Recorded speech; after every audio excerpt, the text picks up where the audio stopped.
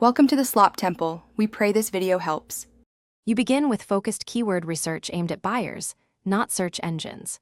Use Meesho search suggestions and competitor listings to collect 5-10 intent keywords per product. Map 1 primary and 2 secondary terms. Once done, create 3 clear images: a 1000x1000px main image, a lifestyle shot, and a close-up for details. Make sure your title includes the primary keyword plus 2 supporting attributes. This helps the algorithm and shoppers scan quickly. Now optimize the listing fields with intent and clarity. Place your primary keyword in the title, the first 160 characters of the description, and in 3 relevant tags. This reinforces relevance.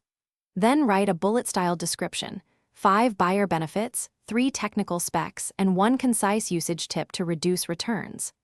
Once done, confirm category accuracy, set a competitive price, and clearly state shipping lead time. These factors affect conversion and Meesho ranking signals, so be precise and consistent across listings. Finish by monitoring performance and promoting smartly. You should check impressions, clicks, and conversion rates weekly.